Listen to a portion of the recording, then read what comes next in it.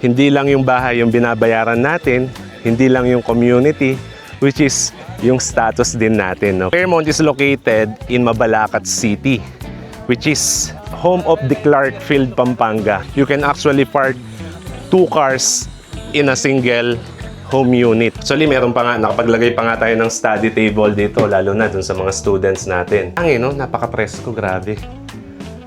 Sarap.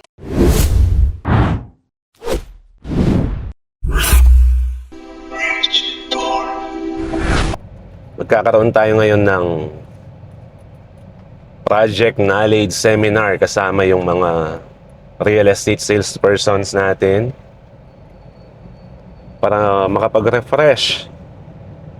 Siyempre, kailangan very knowledgeable tayo pagdating dun sa mga project na pinopromote natin in order to lead our real estate buyers pagdating dun sa investment nila na hindi tayo, or to avoid mislead and misrepresentation. So ayun guys, no, kakatapos lang ng ano natin, PKS dito sa PhilInvest, dito sa may Austin Homes. And marami tayong mga good news about this project, especially dun sa mga promos natin dito sa project na to. And I'm sure and excited ako na may share sa inyo kung ano yung mga good news natin, lalong-lalo na sa mga real estate buyers natin. And yun, mamaya i-house tour namin kayo pagdating sa mga model unit. Okay? So yun guys, we're here in the phase 3 of this project ni Claremont. And right now, nandito tayo sa may clubhouse, which is clubhouse ni phase 3 Austin Homes, ang pangalan ng phase. And meron tayong mga townhouses, as you notice sa likod ko. Yan. And in this area, actually, magiging lot only. Nagkaroon lang tayo ng alteration pagdating dun sa development permit and license to sell ni Austin Homes, no? And, ayan, ito yung magiging clubhouse ninyo. So, pinapakita ko lang to sa inyo para magkaroon kayo ng reference for the phase 4 pagdating sa mga lot only. And dun sa Opal pala. By the way guys, phase 5 is lot only. Meron pa naman tayong mga iilang mga units. Dito tayo sa pool area. Of course, syempre meron tayong kiddie pool. Para yung mga kids natin, they can enjoy swimming. And gusto nyo mag-unwind, mag-relax, di ba? And pagdating dito, meron tayong adult pool. As you notice. So, malaking pool po ito, no? And nagkaroon tayo kasi, nire-revise kasi nila yung license to sell natin dito. And dun sa development permit. Kasi before, ang application natin dito is economic.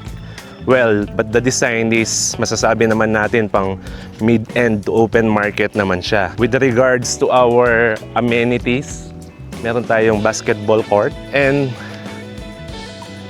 ito na yung magiging function hall natin. And you can enjoy this hall by, kung meron kayong mga occasions like birthday parties, seminars, orientation, or kung ano pa man na pwede natin mapaggamitan. Okay, and mamaya, pupunta tayo dyan sa may phase 4 para ma-tour ko kayo sa mga Opal unit, yung single attached natin na ideal yung cut, which is 88 square meters. And aside from that, syempre yung good news natin pagdating dun sa mga promos natin, no? Lalo na pag sinabi natin mga middle-end project or going up papunta dun sa open market, expect natin na batable na lahat, no? And yun, isa sa catch natin. So, malaki po yung magiging discount natin dun sa Opal unit natin. And by the way, this is PhilInvest Land Inc. Kaya, proven, quality, and lalong-lalo na pagdating dun sa integrity. Kaya nga, ang sabi nila, PhilInvest Land Inc. We build Filipino dreams. Mga ka-project, nandito na tayo sa mga single attached unit natin. And by the way, to give you an idea, no? Story, itong mga bahay natin na to, Ay yung mga model unit natin. Mamaya, papasok tayo dyan, pero pakita ko muna sa inyo itong mga unit dito. This is the Opal unit na sinasabi ko sa inyo, no? Yan, napakaganda po ng quality, the design, and yung space pa natin dito sa area na to, tingnan ninyo. Pwede pa kayong magkaroon ng expansion in the future. And yung orientation ng lot natin na 88 square meters, kung aerial view or aerial orientation, portrait po siya, no? 8 by 11, 8 meters po yung wide and 11 meters po yung depth. Okay? Meron din tayong space dito sa likod. Ayan. And ipapakita ko sa inyo yung turnover unit. Sa 55 square meters yung floor area natin, including the second level. Nandito yung pinaka-kitchen area natin. And yung toilet and bathroom natin na napakaluwang. Kumbaga parang nasa labas po siya nung mismong bahay. Pero meron tayong access. Kaya mas nakasave po tayo ng space na maximize natin yung space dito. Then, pagdating sa upstairs, it has 3 bedrooms on the second level. This is the bedroom number 1. Okay? And second bedroom. Ayan. Okay? Wow, ang ganda ng view sa likod. This is the second bedroom. And of course, syempre, the master's bedroom natin. Okay? Ang maganda kay master's bedroom natin, meron siyang sariling master's bathroom. Yan. Diba? 3 bedrooms na single attached, 2-story. Okay. So this time, punta tayo dun sa model unit. And para makita ninyo kung paano nila din rest up, para magkaroon kayo ng idea kung paano ninyo pagagandahin yung Opal unit ninyo dito kay Philinvest. Okay guys, so nandito na tayo sa Opal model unit. As you notice, sa likuran ko, ayan siya. And by the way, yung team ni Opal is Modern Asian Design. Kung napapansin ninyo, yung window niya may pagka French type window na halo-halo, okay?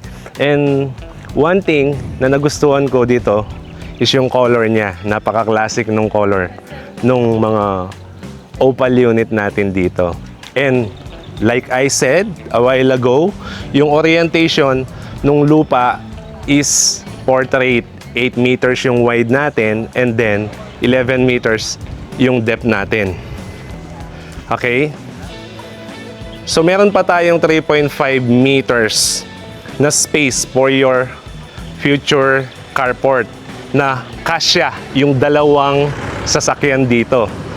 Meron kang isang pickup truck or van and may papark mo pa yung isang sedan type na sasakyan or na auto. And syempre, meron din tayong space for garden para sa mga misis natin na mahilig or yung mga plantita. And ganoon na rin sa panahon natin ngayon, may mga daddy na mahilig din sa plants. Kaya ang tawag natin sa kanila, plantito. And yung mga dads naman na hindi mahilig sa halaman, platito. Okay? So, ayan. Ikutan natin yung bahay. And isa sa mga nagustuhan ko dito, no? Ayan, yung space natin for the service area. Or possible na pwede ninyo maging laundry area in the future. And secondary kitchen na rin. Or, mas kilala sa tawag na dirty kitchen. Di ba? Mataas din yung height nung from ground to ceiling natin, to roofing. Kaya, presko yung magiging bahay natin. And syempre, dito sa likod, where you can place your ACs, I suggest na puro mga split type para mas makasave po tayo ng space. And pagdating naman kasi sa quality ng unit natin, dahil sa tibay niya, kapag cast in place, mahihirapan talaga tayong magbutas. Ultimo, bare na lang, maglagay tayo ng mga talks, medyo mahihirapan tayo. Which is ang good thing, the good thing about it, or about that, is yung quality naman, syempre, para hindi ma-compromise. Mas okay na mahirapan tayo magbutas, pero yung quality naman ng bahay natin, masasabi naman natin na safe yung family natin and secured. So ideal po ito once again, no, dun sa mga young family starter natin. Okay, so nandito na tayo sa most exciting part ng vlog natin. Papasok na tayo sa loob ni Opal unit. Yan. Well, yung interior design natin is simple lang. Siyempre, alam naman natin, tayong mga Asian, di ba? Mahilig tayo sa minimalist and sa simple, ika nga, di ba? Okay? Tingnan ninyo. Talagang, yung isa sa notice ko, one thing I notice here is the interior designer. Ang galing niyang pumili nung mga furnitures na ilalagay niya dito sa bahay na ma-maximize talaga yung space. Imagine, round table na 4-seater. Yan. And dito, meron tayong single, actually, double couch siya pero kasya kahit 3. Can occupy 3 persons, no? Siyempre, kung mahilig kayo maglagay ng TV sa living area ninyo or sa living space ninyo, pwede nyo ninyong gayahin. And yung kitchen natin, di ba? Tapos nandito na yung bathroom. Akit na tayo sa taas. Yung isa sa mga na-notice ko din dito sa hagdan natin, no, yung pinaka riser and thread natin, which is doon nasa standard pero suwabe, smooth kapag umaakyat ka, na hindi masakit sa tuhod. So adult friendly siya, no? This is the bedroom number 1. Yan. So nakapaglagay pa sila ng wardrobe dito. See? Okay. And dito sa hallway, meron tayong bintana. Kung gusto nyo ng sariwang hangin, no? Napaka-presko, grabe. Sarap. Okay? And future expansion, pwede nyo gawin dito yung sinasabi ko kanina. Kung gusto nyo mag-add ng extra bedroom dito or gawin ninyong balcony, parang pinaka-roofing na rin natin pagdating dun sa carport natin. Okay? Yan. And then, sa bedroom number 2, yan. Okay? So, ideal na rin sa space, no, for the starter. Actually, meron pa nga, nakapaglagay pa nga tayo ng study table dito, lalo na dun sa mga students natin, yung mga kids natin, no. And, of course, meron din siyang wardrobe. Pero hindi ito kasama sa package. Kumbaga, para magkaroon lang tayo ng idea. And, you can also improve this, no? And it's for you to decide kung gusto ninyong makasave pa ng a lot of spaces dito sa bedroom na to. You can put or you can do what we call this, yung loftable bed natin, which is yun yung uso ngayon. Okay? And the master's bedroom. Ayan.